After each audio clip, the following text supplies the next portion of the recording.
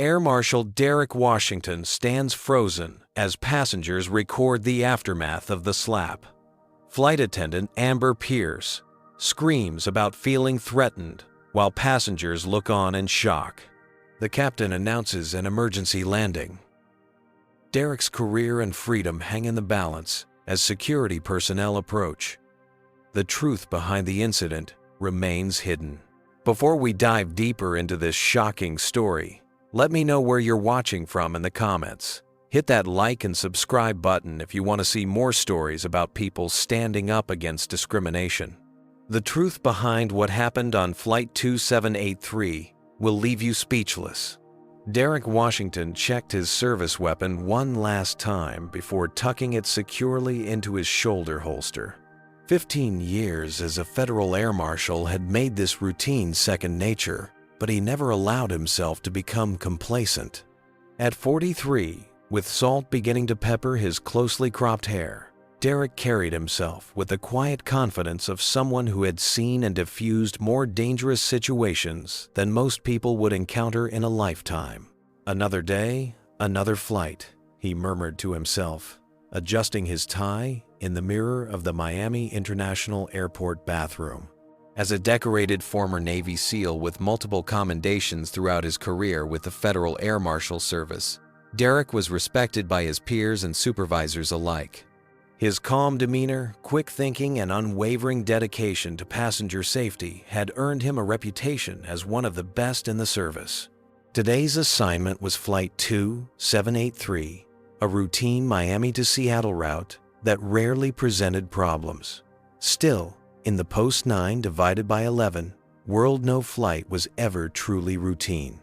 Intelligence reports had recently flagged increased chatter about potential threats on transcontinental routes, which explained why Derek was paired with Riley Jackson today. Riley was newer to the service, only 4 years in, after transitioning from the FBI. At 32, the former college basketball player was enthusiastic and competent, though still learning some of the nuances of air marshal work. She admired Derek immensely, often telling colleagues she had won the mentor lottery when assigned to work with him. "All set?" Washington Riley asked, approaching Derek in the secure area of the terminal. Her dark hair was pulled back in a practical ponytail, and she wore the standard business casual attire that allowed air marshals to blend in with regular passengers. "Good to go," Jackson, Derek confirmed, keeping his voice low. "Remember, we board separately. You're in coach section 23B. I'll take first class seat 3 amperes, standard communications protocol." Riley nodded, then hesitated. "I heard this might be one of your last assignments. Is that true?" Derek sighed. It wasn't supposed to be common knowledge yet, but news traveled fast in their tight-knit community. Considering it, he admitted, "Zara's 16 now. These last few years of high school are important. I've missed too much already." The thought of his daughter brought a rare smile to Derek's face. Zara was his world, brilliant, athletic, and growing up too fast. After losing her mother to cancer when she was just 7, Derek and Zara had become an inseparable team, but his frequent absences weighed on him heavily, especially as Zara approached college age. What he didn't mention to Riley was the veiled threats TSA Director Patrick Sullivan had made when Derek floated the idea of retirement. Sullivan, a politically connected bureaucrat with little field experience, had implied that early retirement might affect Derek's pension calculations. Budget considerations. Sullivan had called it, though Derek suspected it had more to do with Sullivan's discomfort with having a black man as one of the agency's most decorated officers. "We'll see," Derek concluded, checking his watch. "Time to move. Remember, this route has been flagged." As they separated for boarding, Derek couldn't shake the feeling that Sullivan's parting words at their last meeting carried an unmistakable message. "People like you should be grateful for these positions," Sullivan had said, a subtle emphasis on people like you that Derek had heard too many times in his life. Pushing those thoughts aside, Derek focused on the mission. Passenger safety was all that mattered now. Everything else, retirement plans, Sullivan's thinly veiled racism. Even thoughts of Zara's upcoming basketball tournament would have to wait. The pre-flight security meeting had been brief but tense. Derek had noticed the slight hesitation from the gate agent when checking his credentials, the double-take that had become all too familiar, the subtle request to see his ID again when his white colleagues walked through with a nod. Small things insignificant to most, but they added up over a lifetime. Still, Derek remained professional-focused on the task at hand. Today was just another day protecting American skies. Derek boarded first as per protocol. Air marshals typically secured strategic positions, allowing maximum visibility and quick response time. For this flight, his first-class seat afforded a clear view of the cockpit door, the most critical area to protect.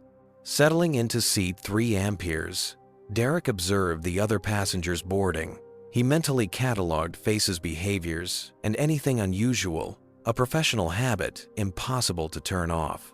The cabin crew bustled about with pre-flight preparations led by senior flight attendant Amber Pierce. Amber, blonde and in her early 30s, moved with practiced efficiency. Her perfect makeup and manicured nails suggested someone who took pride in appearance. As she welcomed first-class passengers, her smile seemed permanently fixed until she reached Derek.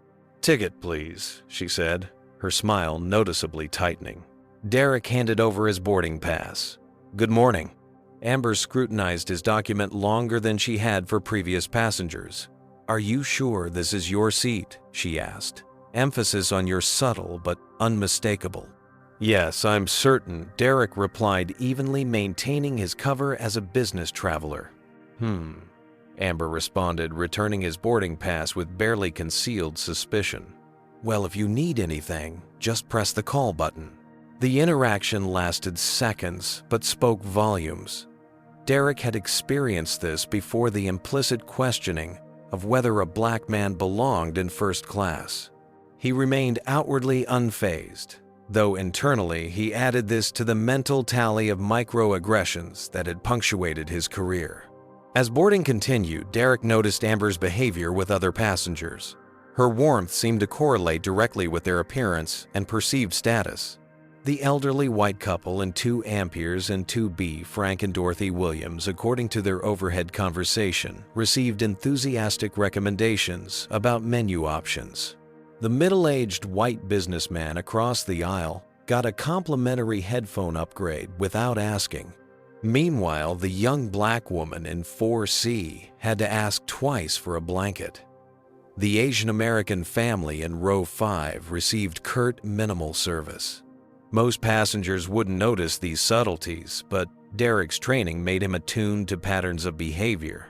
He watched as Amber directed another flight attendant to keep an eye on a group of young Middle Eastern men in coach, though they were doing nothing but quietly taking their seats. Derek continued his surveillance, identifying key passengers who might become important witnesses or allies if an incident occurred. Professor Calvin Bennett, a distinguished-looking black man in his 60s who Derek recognized from his frequent TV appearances discussing civil rights history, sat in 1B.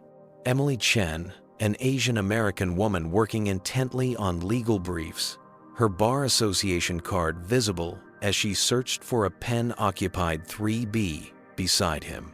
As the final passengers boarded, Derek spotted Riley taking her position in coach. Their eyes met briefly, a professional acknowledgement invisible to others. Just before the cabin door closed, Amber leaned close to another flight attendant near the galley. Though speaking softly, Derek's trained hearing caught fragments, too many of them on this flight, always demanding special treatment. The other attendant glanced toward the diverse passengers in coach and nodded sympathetically. The cabin door closed with a definitive thunk. As the plane pushed back from the gate, Derek felt a familiar tension. Years of experience told him this flight would test more than just his security protocols. Maintaining his cover while witnessing Amber's discriminatory behavior would require the emotional discipline he'd perfected over decades of similar encounters. For now, Derek would observe, But if her behavior escalated to affecting passenger safety or interfering with his duties, protocol would require intervention. As the engines roared to life, Derek settled in for what promised to be a challenging 6-hour flight to Seattle. 3 hours into the flight, the cabin had settled into the drowsy rhythm typical of long-haul travel. Most passengers dozed or watched movies on their screens. Derek maintained his vigilance, occasionally changing positions to prevent stiffness while keeping the cockpit door in his sight line. During a quiet moment, elderly Dorothy Williams in 2B pressed her call button. Derek watched as Amber, chatting with a white male passenger at the front of the cabin, noticed the light, but continued her conversation for nearly 2 minutes before responding. Yes, Amber asked, her tone suggesting inconvenience rather than service. "I'm so sorry to bother you, dear," Dorothy said, her voice carrying the soft cadence of the South. "But my husband needs his medication, and we need some water." Frank Williams, clearly uncomfortable, shifted in his seat. The elderly black man's hand trembled slightly as he held a small pill case. "I'll get to it when I can," Amber replied, glancing back toward the galley. "We're preparing for the meal service right now." Derek noted that no such preparation was actually underway. As Amber turned to leave, Dorothy's face fell in resignation, the look of someone accustomed to such treatment. Making a quick decision, Derek stood. "Excuse me," he called quietly to Amber. "While you're preparing, would it be possible for someone to bring these folks some water? It seems medically necessary." Amber froze, then turned slowly to face Derek. "Sir," I said, "I'll get to it. Please return to your seat, and don't interfere with cabin crew duties." "Of course," Derek replied calmly. "I just thought since it's medication." "Are you telling me how to do my job?" Amber cut in loud enough that nearby passengers looked up. I said, "I'll handle it." Derek raised his hand slightly in a placating gesture and returned to his seat. Within moments, another flight attendant, having overheard the exchange, quietly brought water to the Williams couple, earning a scowl from Amber. 15 minutes later, Derek overheard Amber speaking to another flight attendant in the galley, their voices carrying to his trained ear. "These people always stick together," Amber muttered, acting entitled, trying to give orders. First, that professor demanding extra pillows, now this guy playing hero. Maybe he was just trying to help, the other attendant suggested. "Please," Amber scoffed. "I know his type. Probably used a upgrade voucher to get into first class, then thinks he runs the plane." Derek remained impassive, though the comment stung with their familiar prejudice. His focus shifted as he noticed unusual activity several rows behind Riley's position, a passenger making frequent trips to the bathroom, appearing increasingly agitated with each return. The man kept checking his watch and glancing toward the cockpit. Standard protocol required Derek to alert Riley. Using the pre-arranged signal, he requested water from a passing flight attendant, placing his napkin in a specific position. Riley would understand this meant to observe the suspicious passenger in row 27. As meal service began, Derek continued monitoring both the suspicious passenger and Amber's increasingly problematic behavior. She accidentally spilled water on Professor Bennett's papers, served the Asian American family last, despite their proximity to the galley, and repeatedly addressed the Hispanic businessman in 6 amperes in unnecessarily slow, loud English. Despite his polished responses, the situation reached a breaking point when the suspicious passenger made another move toward the front of the aircraft. Derek needed to communicate directly with Riley, but found Amber deliberately blocking the aisle while serving drinks her back to him despite his polite, "Excuse me." After his third attempt to pass, Derek made a critical decision. Leaning close to Amber, he quietly said, "Federal Air Marshal, I need to move through the cabin for security purposes." Amber's eyes widened, first in shock, then in unmistakable disbelief. "Yeah, right," she whispered back. "You expect me to believe that?" "Ma'am, I need you to step aside," Derek insisted, showing her his credentials discreetly. This is a security matter. Amber stared at his identification, her expression hardening. This doesn't look real. You don't look like an air marshal. What does an air marshal look like? Derek asked pointedly. I don't know, but not. She didn't finish the sentence, but her meaning was clear. Captain Thomas Reynolds chose that moment to emerge from the cockpit for a bathroom break. Seeing the tension, he approached. Is there a problem here? This passenger claims he's an air marshal, Amber said, immediately emphasizing claims with obvious skepticism. He's demanding special treatment and trying to move around the cabin. The captain studied Derek with immediate suspicion. Sir, please return to your seat. If you continue to disrupt my crew, we'll have authorities meet the plane. Captain Derek began, I need to speak with you privately. It's regarding passenger safety. Return to your seat, sir. The captain repeated firmly, positioning himself beside Amber in a show of solidarity. Meanwhile, the suspicious passenger had used the distraction to move even closer to the cockpit door, now just 2 rows away. Derek had no choice, he needed to act. Captain Reynolds Derek said more forcefully, producing his credentials. Again, Federal Air Marshal Derek Washington. There's a potential security situation developing that requires immediate attention. The captain's eyes narrowed as he examined the ID, his expression suggesting the same disbelief as Amber's. We have no record of an air marshal on this flight. You wouldn't. That's the point, Derek explained, frustration mounting as the suspicious passenger edged closer. I don't have time for this, Derek said, finally attempting to move past them toward the developing threat. He's trying to force his way through Amber, suddenly announced loudly. Captain, he's being aggressive. The suspicious passenger, hearing the commotion, abruptly changed direction and began moving quickly toward the rear of the plane where Riley was now standing, having recognized the developing situation. Derek needed to coordinate with her immediately, but Amber and the captain were creating an increasingly dangerous obstruction. This is your final warning, Captain Reynolds said. Return to your seat or face consequences when we land. The tension that had been building for hours was about to explode, and passenger safety hung in the balance. I need to see real proof, right now.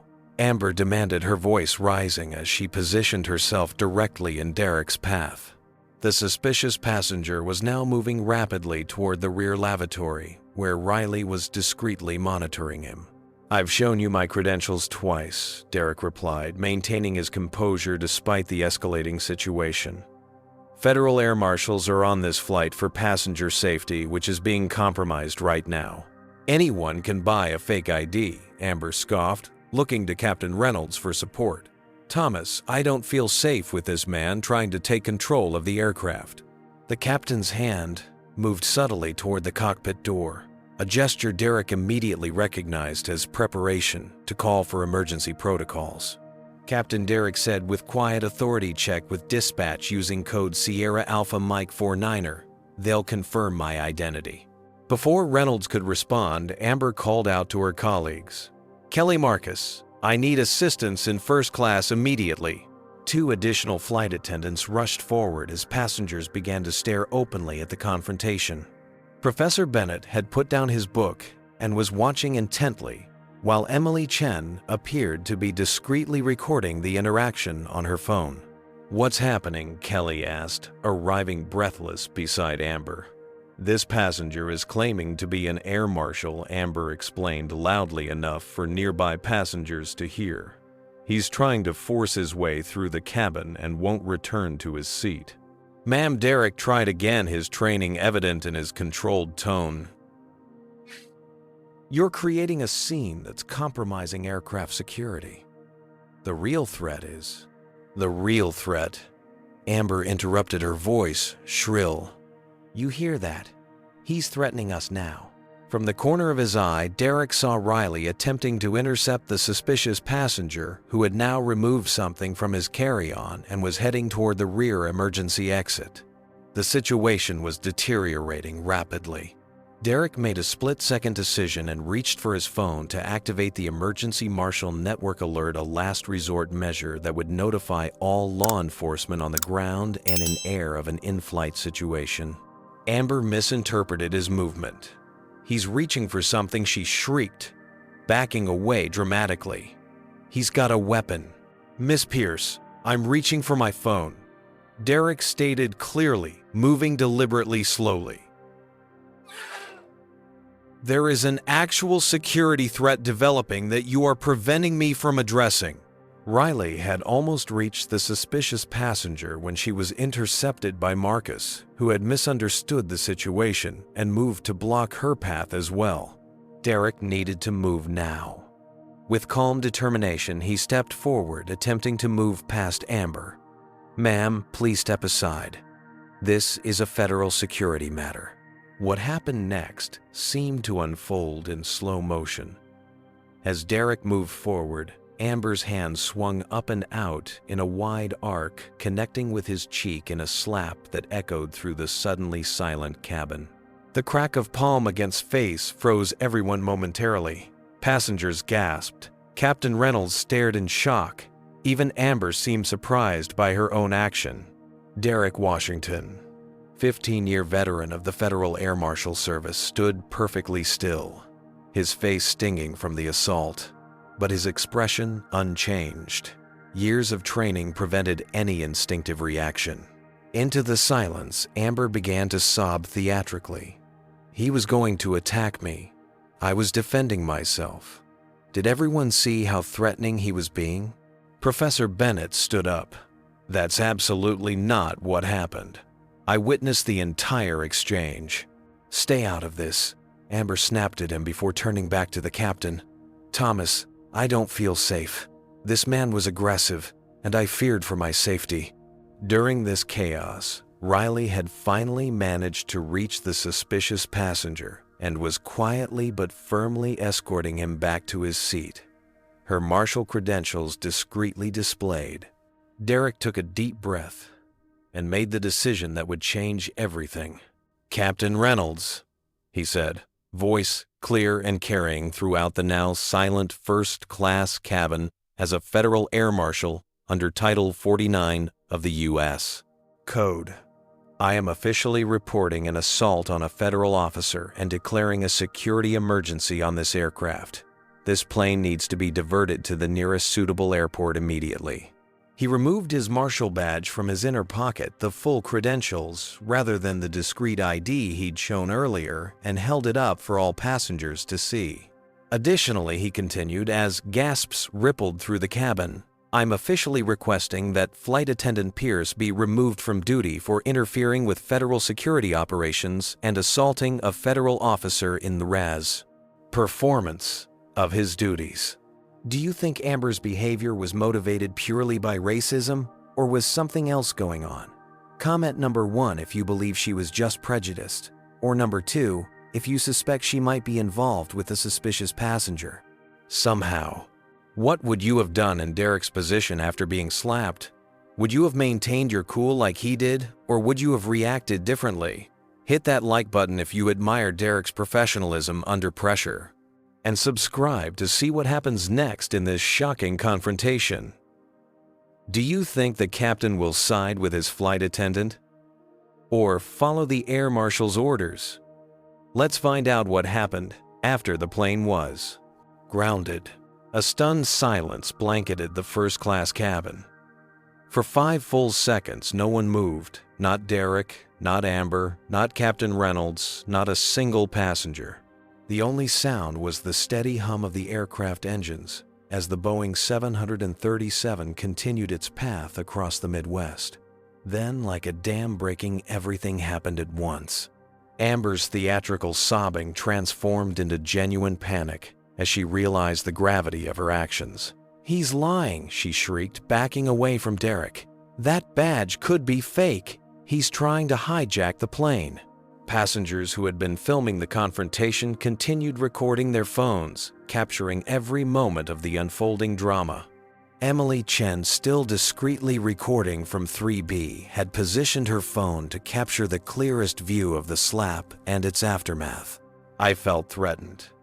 Amber continued, her voice climbing higher with each word. He was aggressive. He was trying to force his way into the cockpit area. Professor Bennett stood up again, his distinguished presence commanding attention. "That is categorically false," he stated firmly. "I've been watching this entire interaction. This gentleman has been nothing but professional while you've been confrontational and frankly discriminatory in your service." "Sir, please return to your seat," Captain Reynolds ordered Bennett before turning to Derek. "You too, sir. We'll sort this out on the ground." Captain Derek replied evenly, "There's still an active security concern on this aircraft. My partner has temporarily contained the situation, but we need to divert to the nearest suitable airport immediately." Reynolds hesitated, clearly torn between protocol and his apparent loyalty to Amber, finally training one out.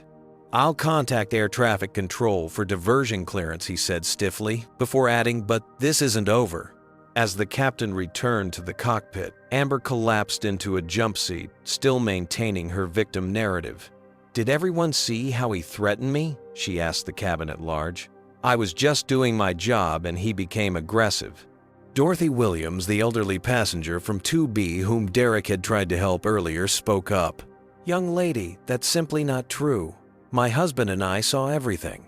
That man was polite to you, even when you weren't deserving of it." More passengers began murmuring in agreement, their collective perspective clearly contradicting Amber's version of events. The aircraft's PA system crackled to life. "Ladies and gentlemen, this is your captain speaking. Due to a security situation, we will be diverting to Denver International Airport.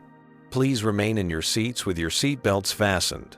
We anticipate landing in approximately 25 minutes. Derek used the moment to move toward Riley, who had positioned herself near the suspicious passenger. They exchanged information in hushed tones.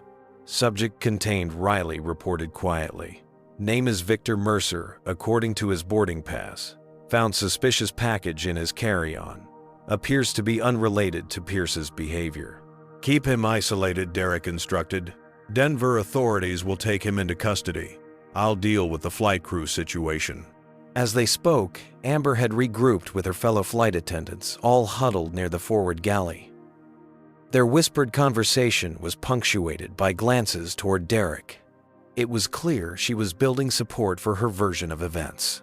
Captain Reynolds emerged briefly from the cockpit. "Air Marshal," he said, the title now used with reluctant acknowledgement. "Denver authorities have been notified of the situation. They'll board as soon as we land." "Thank you, Captain," Derek replied professionally. "Just to be clear, we have two separate situations, the security threat my partner is handling and the assault on a federal officer by your senior flight attendant. Both will require official reports." Reynolds' jaw tightened. "Miss Pierce has worked for this airline for 12 years without incident. I find it hard to believe." "There are approximately 24 witnesses and multiple recordings of the assault," Captain Derek interrupted calmly. "This isn't about belief. This is about what happened." The tension between them was palpable as the aircraft began its descent into Denver. In the main cabin, passengers were speculating wildly about the diversion. Some had witnessed the confrontation. Others had only seen the aftermath. And rumors spread quickly through the rows. The words "Air Marshal slap" and "racist flight attendant" traveled from seat to seat. Derek returned to his position in first class, maintaining visual contact with Riley and their suspect. Though outwardly calm, internally he was processing the implications of what had just occurred. His cover was blown, something that rarely happened in his 15-year career. The subsequent investigation would be extensive. His plans for retirement might now be complicated by lengthy administrative procedures. More concerning was how quickly the situation had escalated based solely on what appeared to be Amber's racial bias. Had she simply acknowledged his credentials, the potential security threat could have been addressed discreetly without the public confrontation that now endangered everyone. As the plane descended through clouds toward Denver International Airport, Derek caught sight of the emergency vehicles already positioning themselves on the tarmac. Police cars, FBI vehicles, and TSA response units created a formidable welcome party. This incident had officially become a major security event. The aircraft touched down with a firm jolt, taxiing quickly to a remote area of the airfield rather than to a terminal gate standard procedure for security incidents. Ladies and gentlemen, Captain Reynolds announced we have landed safely in Denver. Please remain in your seats, with your seatbelts fastened until authorities board the aircraft. I repeat, do not leave your seats. As the engines powered down, Amber made one last attempt to control the narrative. This is all a misunderstanding, she announced to the first-class cabin. I was just protecting all of you from a potentially dangerous situation. Professor Bennett shook his head in visible disgust. Young woman, you assaulted a federal officer who was trying to do his job. The only dangerous situation was the one you created. Outside law enforcement personnel approached the aircraft. Within moments, the cabin door would open and the official investigation would begin. Derek Washington, still standing with perfect posture, despite the chaos he had endured, prepared to give his report. The truth would come out, he would make certain of it. The aircraft door opened with a hydraulic hiss. Denver police officers were the first to board, followed by TSA officials and FBI agents. Their coordinated movements spoke of a well-rehearsed protocol for aviation security incidents. Federal Air Marshal Washington Derek identified himself to the lead FBI agent, a stern-faced woman named Agent Diaz. My partner Air Marshal Jackson is in row 23 with a person of interest. Agent Diaz nodded briskly. We were briefed on your alert. What happened? Before Derek could respond, Amber pushed forward. This man assaulted me, she declared, tears streaming down her face. He was trying to breach the cockpit. I was protecting the aircraft. Captain Reynolds stepped up beside her. There's been a misunderstanding. Miss Pierce believed she was following security protocols. That's not what happened, came a chorus of voices from first-class passengers. Professor Bennett stood again, his academic authority evident in his bearing. I witnessed the entire incident. The air marshal was nothing but professional. Miss Pierce assaulted him after displaying consistently discriminatory behavior toward passengers of color. Agent Diaz raised her hand for silence. We'll take statements from everyone. First, we need to secure the aircraft. She turned to additional officers. Please escort Miss Pierce and the air marshal to separate areas for preliminary interviews. As Derek was led toward the front of the plane, he passed Riley escorting the suspicious passenger Victor Mercer, now in handcuffs. Package contained unmarked pills, Riley whispered as they crossed paths. Looks like drug smuggling, not terrorism. Derek nodded, relieved that at least one aspect of the situation was being resolved cleanly. On the jetway, police had created makeshift interview areas. Derek provided his official statement detailing both the security concern regarding Mercer and the confrontation with Amber Pierce. Throughout his account, he remained factual and professional, even when describing the slap that had left a visible mark on his cheek. Across the way, Amber's interview was considerably more emotional. Her voice carried as she insisted he didn't look like an air marshal. How was I supposed to know? He was aggressive and threatening. What does an air marshal look like? The interviewing officer asked, echoing Derek's earlier question. Amber faltered. You know, official, like law enforcement, not like what Miss Pierce. She didn't complete the thought, but her implication hung in the air. Meanwhile, passengers were being deplaned gradually, each providing statements as they exited. Emily Chen approached the officers, her phone in hand. I'm an attorney, she explained. I recorded most of the incident. You'll want to see this. As the investigation proceeded on the ground, Derek's phone buzzed with a notification. It was a text from Zara. Dad, are you okay? Seeing news about diverted flight with aggressive passenger confronted by heroic flight attendant. Please tell me that's not your flight. Derek's heart sank. Already, the story was reaching media outlets, and predictably, the initial framing favored Amber's version. He texted back quickly, "I'm safe. Don't believe news reports. Will call soon."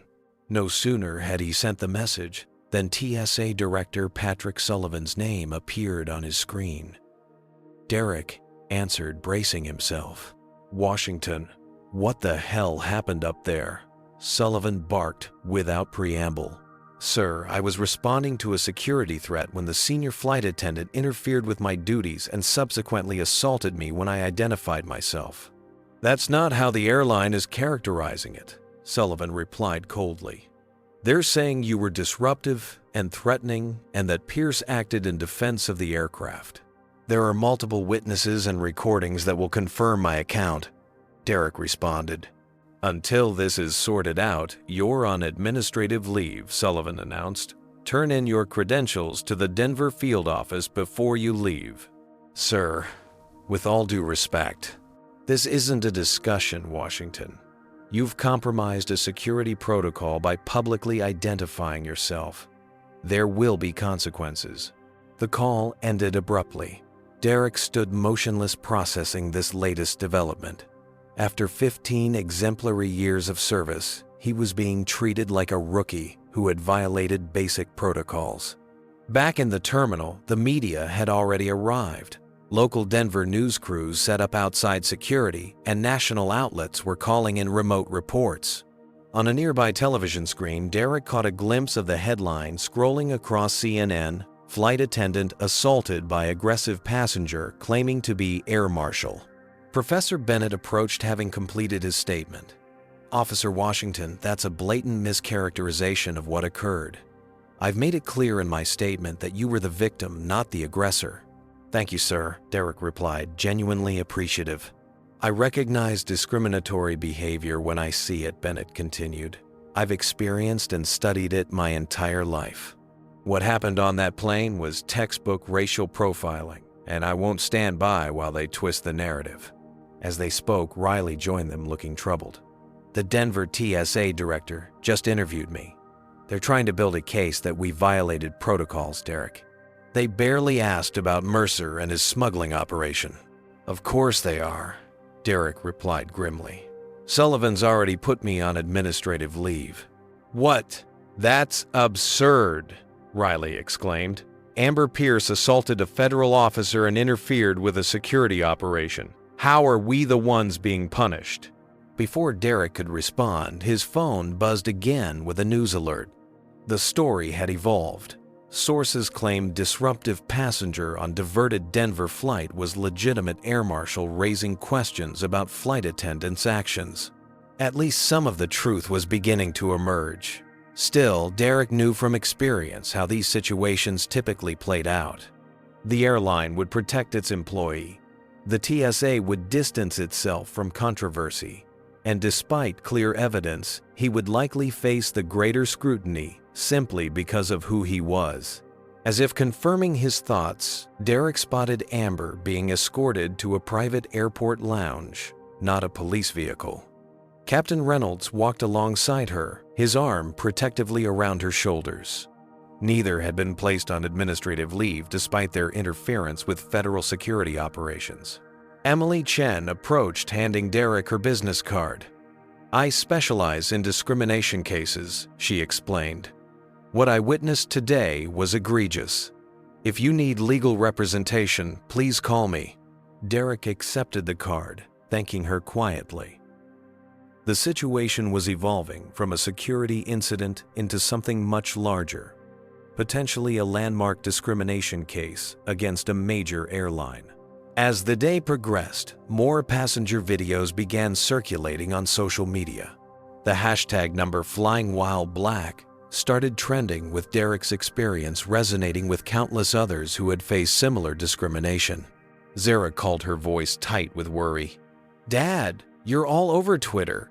Some videos show what really happened. Are you okay?" "I'm fine, sweetheart," he assured her, though the weight of the situation was settling heavily on his shoulders. His career, his reputation, and his future now hung in the balance because a flight attendant couldn't believe a black man could be a federal air marshal. As Derek prepared to leave the airport, having surrendered his credentials as ordered, Riley caught up with him one last time. "This isn't over," she promised fiercely. "I'm not letting them throw you under the bus. We're partners and I've got your back." Derek nodded gratefully, though he harbored no illusions about the difficult fight ahead. The truth was on his side, but as he had learned throughout his life and career, sometimes the truth alone wasn't enough. 3 days after the incident, Derek sat in the office of Attorney James Howard, an old friend from his Navy days, who had become one of Denver's most respected civil rights lawyers. The small, book-filled office provided a temporary sanctuary from the media storm that had engulfed his life. "They're trying to bury you," Derek Howard said, bluntly reviewing the preliminary TSA report. "Sullivan has already gone on record suggesting you overreacted to standard security questions from the flight crew. Standard security questions don't include, 'You don't look like an air marshal,'" Derek replied, his usual composure slipping slightly. Howard nodded, making notes. "We have that statement corroborated by multiple witnesses. That's good." On the desk between them lay printouts of social media, posts, news articles, and transcripts of passenger statements. The narrative was shifting daily, sometimes hourly. As more information emerged, passenger videos had indeed begun circulating widely, though most captured only fragments of the confrontation. Some showed Amber's slap clearly, while others began recording after the fact, catching only Derek's official declaration grounding the plane. Context was missing from most clips, allowing multiple interpretations to flourish. "Have you seen this?" Howard asked, turning his laptop to show Derek a Twitter thread. A passenger from Coach has posted a detailed account describing how Amber Pierce provided noticeably inferior service to minority passengers throughout the flight. Says he observed it from the bathroom line and was disgusted but not surprised. Derek scanned the post. The passenger, Jordan Michaels, had documented specific instances that aligned with what Derek himself had observed: the delayed service to the Williams couple, the accidental water spill on Professor Bennett's papers, the condescending treatment of the Hispanic businessman.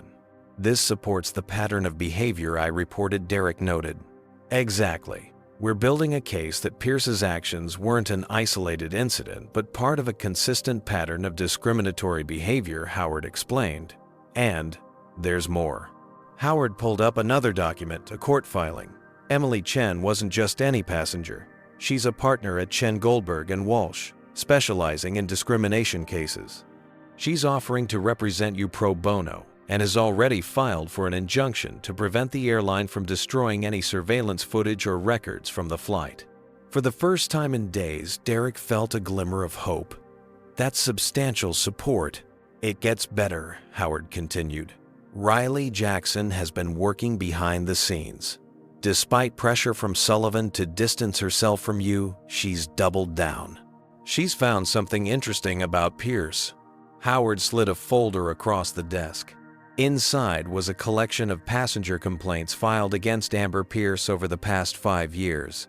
Most had been quietly resolved with vouchers or dismissed outright, but a clear pattern emerged. Nearly all came from passengers of color, alleging rude, dismissive, or inadequate service.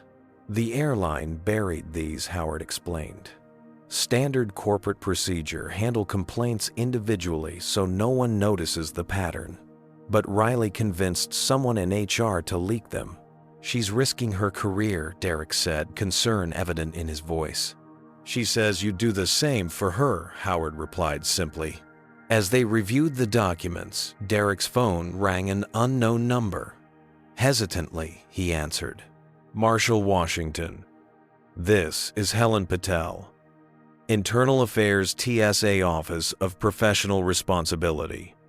I'd like to meet with you privately regarding the Flight 2783 incident." Derek glanced at Howard, who nodded encouragingly. "I can meet you, but my attorney will need to be present." "That's fine," Patel replied. "I'm not here to build a case against you. There are inconsistencies in Captain Reynolds' report that concern me. Also, you should know that Sullivan's been unusually invested in this investigation." After arranging the meeting, Derek hung up thoughtful. Sullivan's involvement isn't surprising. He's been looking for an excuse to push me out for months. Why? Howard asked. I filed complaints about racial disparities in assignments and promotions within the Air Marshal service. Sullivan buried them, but I kept pushing. He doesn't like being challenged, especially by a black man who's better at the job than most of his favorites. Howard finished. Derek nodded, then turned his attention to a news alert on his phone. The story had evolved again. Airline facing scrutiny as more passengers come forward about discriminatory treatment on diverted Denver flight. Meanwhile, Riley had sent a text with a crucial update. Found connection between Reynolds and Pierce. They've been dating for 6 months. Airline policy requires disclosure of relationships between crew members. They never reported it. This explained the captain's immediate defense of Amber, despite clear evidence of misconduct. It wasn't just professional courtesy, it was personal protection. As Derek and Howard strategized their next steps, another message arrived, this time from Professor Bennett Washington. I've organized a group of passengers willing to make public statements supporting your account. We're not letting this stand. Call me. The tide was turning, but Derek remained cautious. His years in law enforcement had taught him that justice wasn't automatic, even with evidence on your side. The meeting with Helen Patel proved illuminating. The serious, methodical internal affairs investigator brought previously undisclosed information. Captain Reynolds instructed the flight crew to delete security footage from their personal tablets, she revealed. It's a serious violation of evidence preservation protocols. Fortunately, the data is backed up to cloud servers. Why would he do that if they believed Pierce acted appropriately? Howard asked, though the answer was obvious. Exactly, Patel replied. Additionally, there's something odd about that passenger Mercer. His smuggling operation seems sophisticated, yet he made amateur mistakes. It's almost as if he wanted to be caught, Derek suggested. Or as if he was a distraction from something else happening on the flight. Patel nodded. We're investigating possible connections between crew members and smuggling operations. It wouldn't be the first time flight crews were involved in drug transportation. The implication was staggering. If Amber had deliberately interfered with Derek's duties, not because of racial bias, but to prevent him from investigating criminal activity, she was involved with the case took on entirely new dimensions. As the meeting concluded, Patel offered one last piece of information. You should know that Amber Pierce's father is Gregory Pierce, Executive Vice President at Meridian Airlines.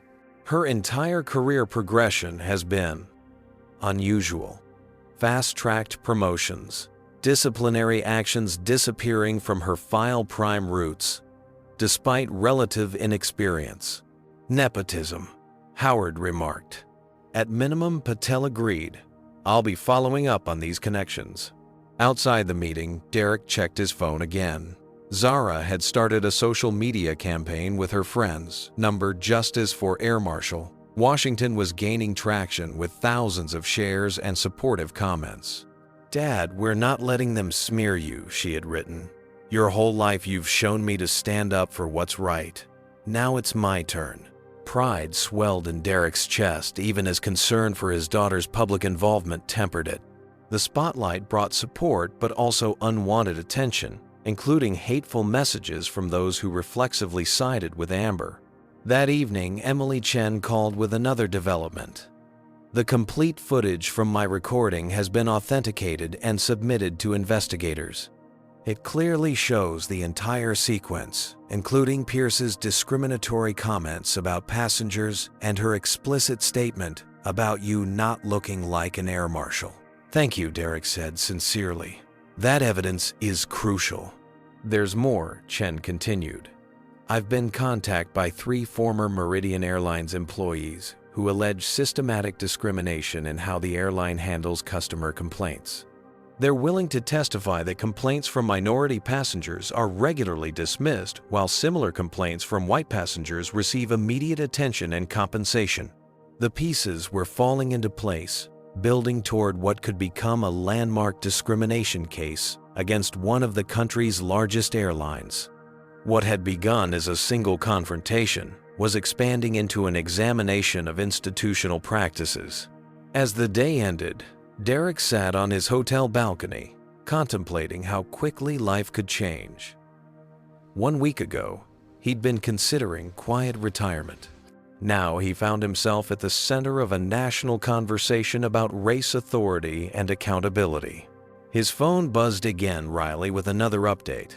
Security footage shows Pierce having extended conversation with Mercer before boarding. They definitely knew each other. This wasn't random, Derek. Something bigger is happening here. The investigation was deepening, branches extending in unexpected directions. Whatever the truth ultimately revealed, one thing was certain.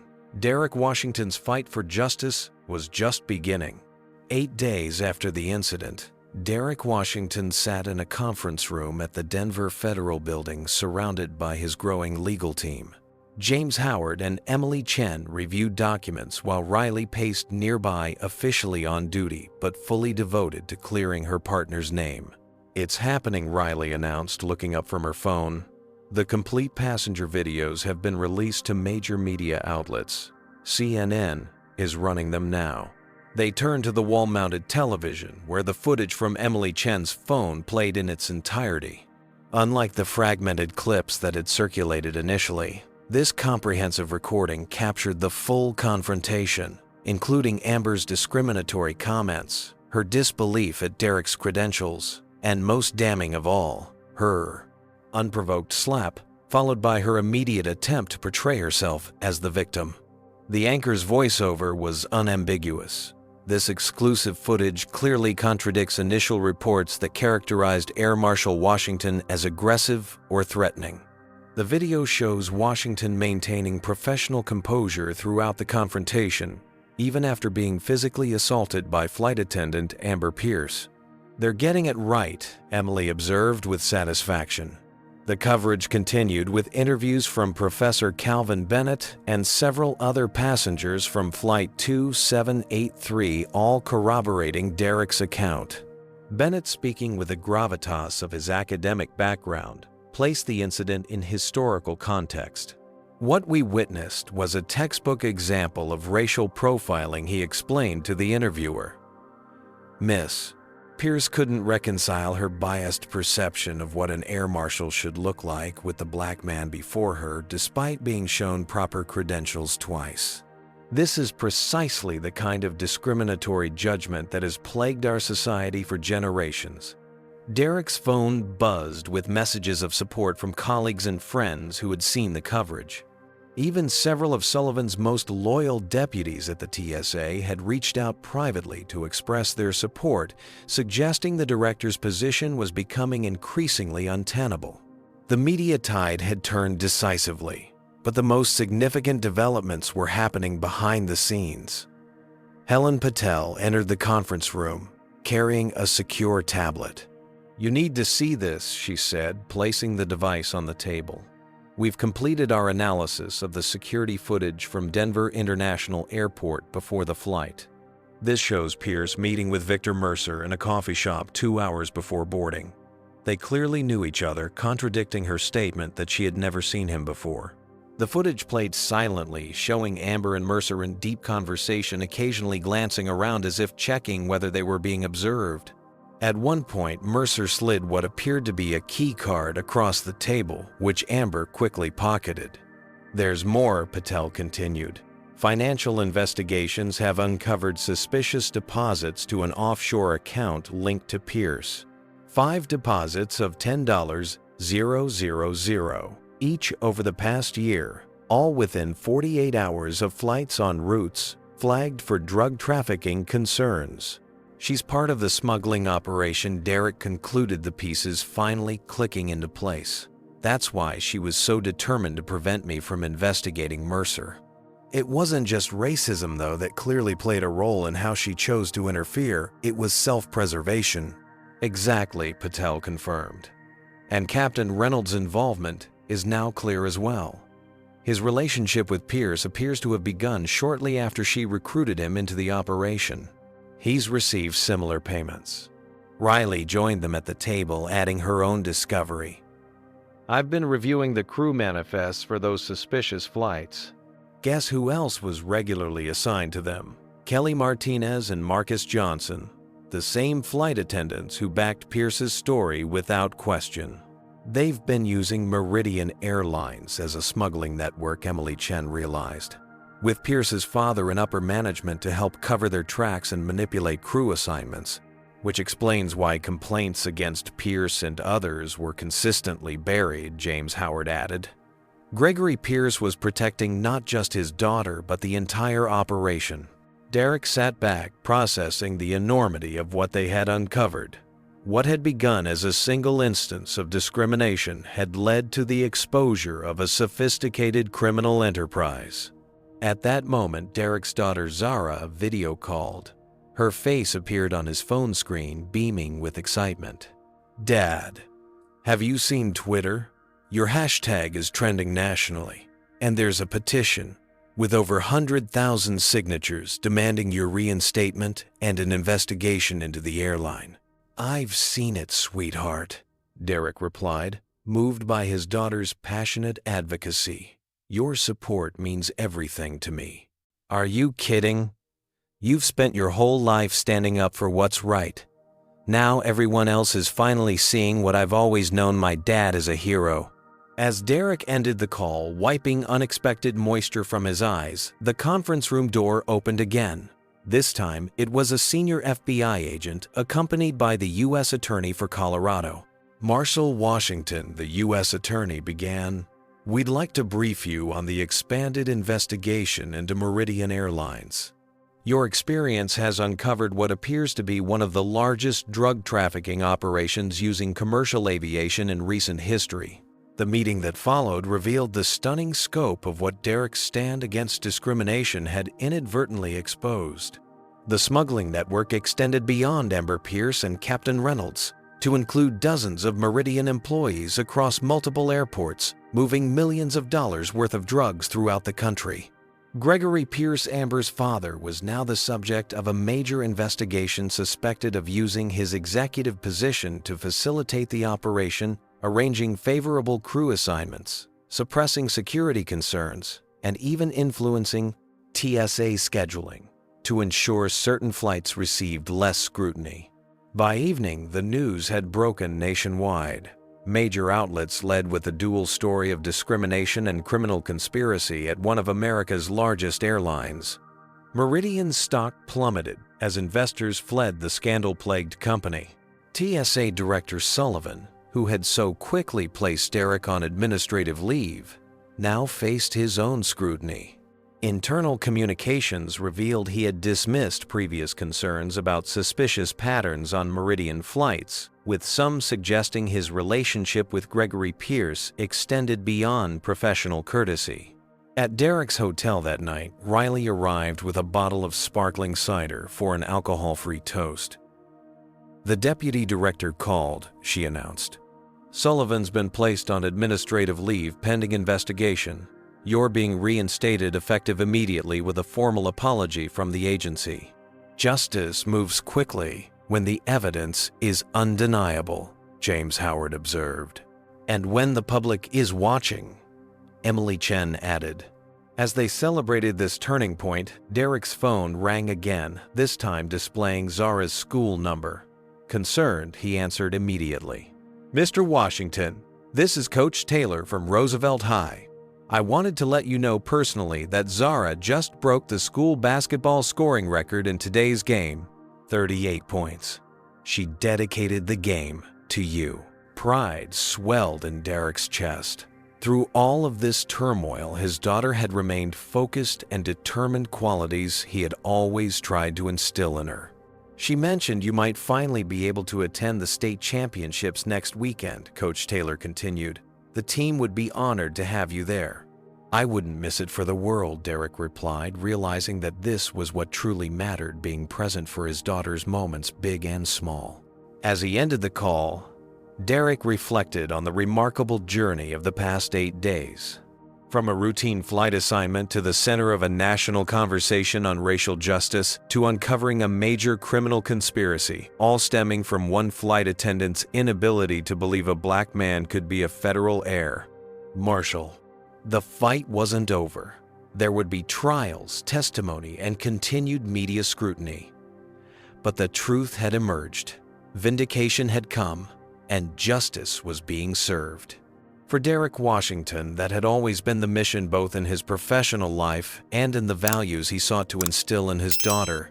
Tomorrow would bring new challenges, but tonight he would call Zara and tell her how proud he was, not just of her basketball record, but of her unwavering belief in standing up for what's right, even when the world seems determined to stand against you. 6 months after the incident, on Flight 2783, Derek Washington adjusted his tie as he prepared to enter the congressional hearing room. The wood-paneled chamber with its imposing dais had hosted many historical moments, and today promised to be another, the culmination of an investigation that had grown far beyond one confrontation on an aircraft. "Ready?" Riley Jackson asked, standing beside him in the corridor.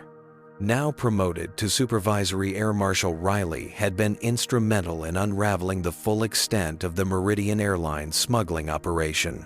"As I'll ever be," Derek replied with a small smile. Inside the room was packed with media industry representatives and the public. The Congressional Subcommittee on Transportation Security had convened special hearings to address both the discrimination issues and criminal activities exposed in the aftermath of Flight 2783. As Derek took his seat at the witness table, he spotted familiar faces in the audience. Professor Calvin Bennett nodded respectfully from the second row. Emily Chen sat with her legal team, having successfully argued for a class action lawsuit against Meridian Airlines on behalf of minority passengers who had experienced discrimination. James Howard gave a subtle thumbs up from his position near the committee staff. And in the front row, Zara Washington sat proudly, her varsity basketball jacket visible under her formal blazer. Roosevelt High's championship trophy, secured with her leadership 3 months earlier, now sat in the Washington family living room. Committee Chairwoman Representative Eleanor Sanchez called the hearing to order.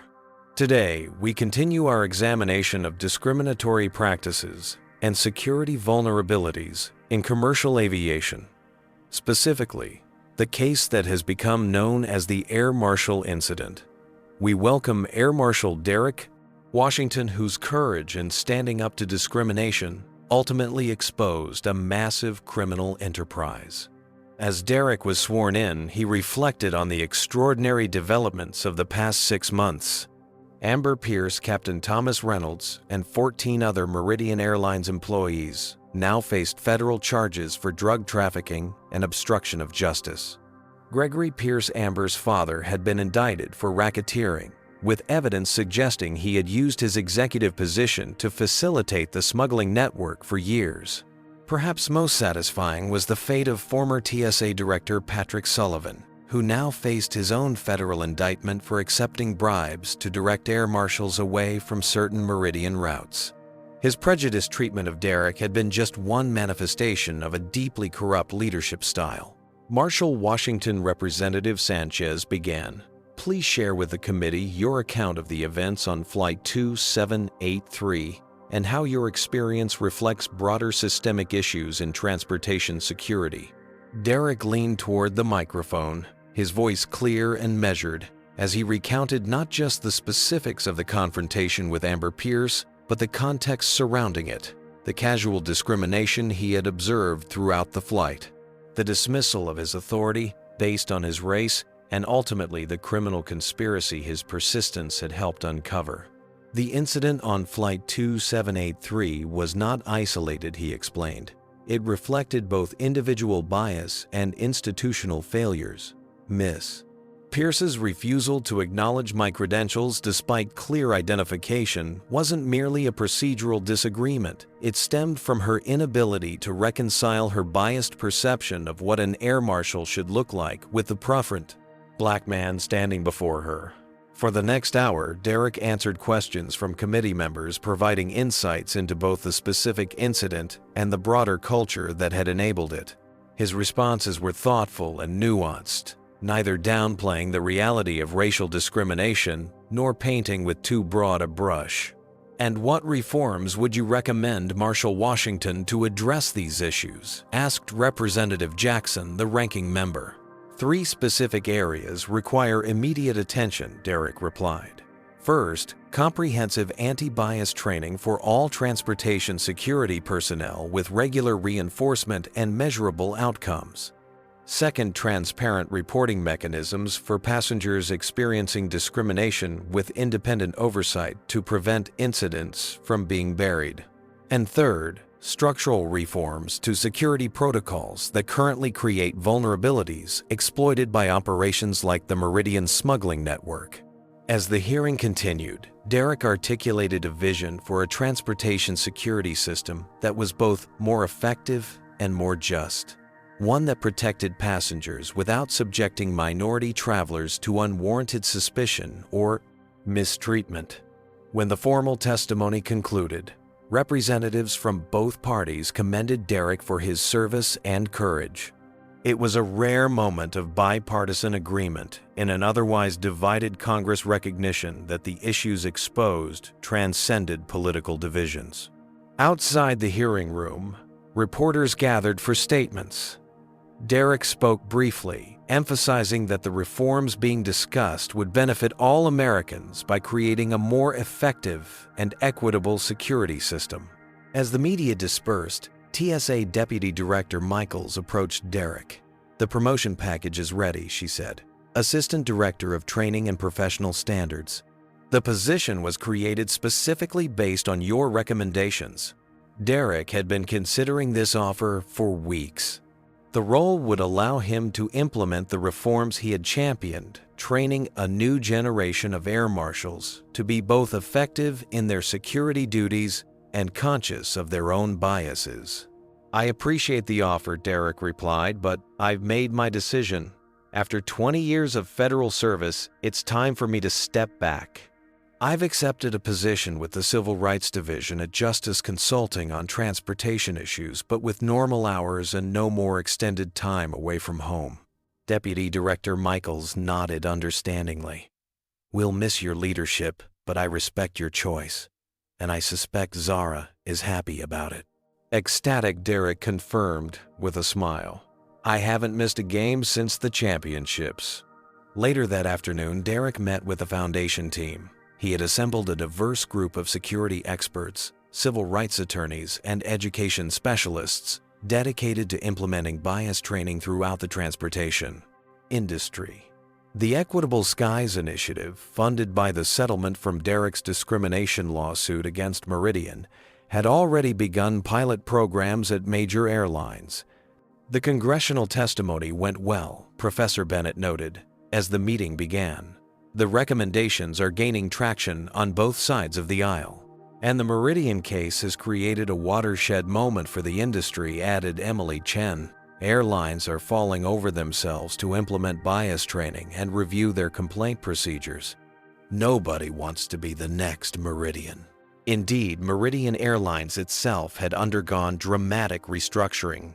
With Gregory Pierce and numerous executives facing prison sentences, the airline had been acquired by a larger carrier that promised comprehensive reforms, including the implementation of training programs designed by Derek's foundation. Riley, attending the meeting during her off-duty hours, shared updates from inside the Air Marshal Service. The new Internal Affairs Unit is reviewing past discrimination complaints that were previously dismissed. And our first diversity recruiting initiative has increased minority applications by 40%. As the meeting concluded, Derek walked with Zara toward the parking garage.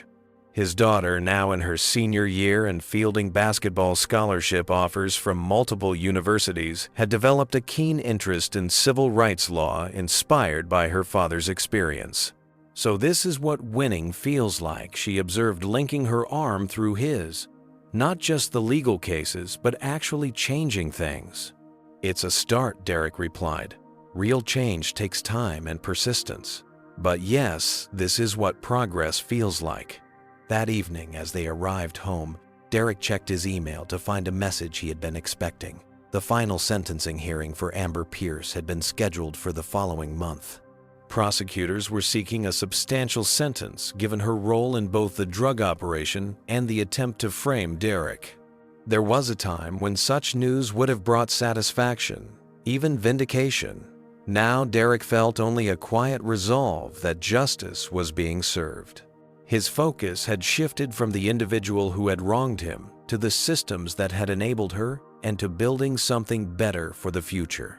As he closed his laptop, Derek noticed the framed photo on his desk, a new edition captured by a news photographer outside the courthouse after the initial verdicts. In it, Derek stood flanked by Riley, Professor Bennett, Emily Chen, and Zara, their faces reflecting not just triumph, but determination. It was the face of a coalition that had turned one moment of injustice into a movement for change. From his home office window, Derek could see the basketball hoop he had installed in their driveway years ago, where Zara had practiced countless hours to develop the skills that would soon take her to college. The sight reminded him of what had always mattered most, being present for his daughter, teaching her by example that standing firm against injustice, however difficult, was always worth the fight.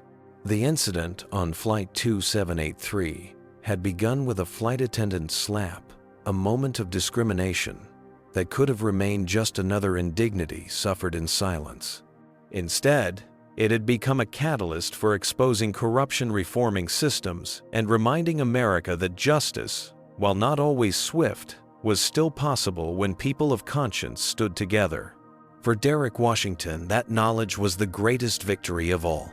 Derek Washington's story teaches us that standing against discrimination requires both personal courage and systemic change. Individual acts of bias, like Amber's treatment of Derek and other minority passengers, reflect deeper institutional problems that often go unaddressed. When we witness discrimination, remaining silent perpetuates the problem. True justice demands accountability at all levels, from frontline employees to corporate executives who enable or cover up discriminatory behavior. Derek's experience demonstrates how racism can compromise not just dignity, but safety, as Amber's prejudice ultimately endangered everyone on that flight. Perhaps most importantly, this story shows the power of documentation and witnesses. Without passenger videos and testimonies, Derek might have been another victim of a distorted narrative. In today's world, recording injustice is often the first step toward addressing it. Finally, we see that creating meaningful change requires persistence. Derek didn't stop at winning his personal battle. He dedicated himself to reforming the systems that made discrimination possible. Real progress comes when we transform individual injustice into collective action for lasting change. What discrimination have you witnessed or experienced while traveling? Would you have the courage to stand up like Derek did if placed in a similar situation? Share your stories in the comments below. If this account of battling racism inspired you, please hit that like button and subscribe to our channel for more powerful stories of courage and resilience. Share this video with someone who needs a reminder that standing against discrimination makes a difference. Thank you for watching, and remember, your voice matters in the fight for equality and justice.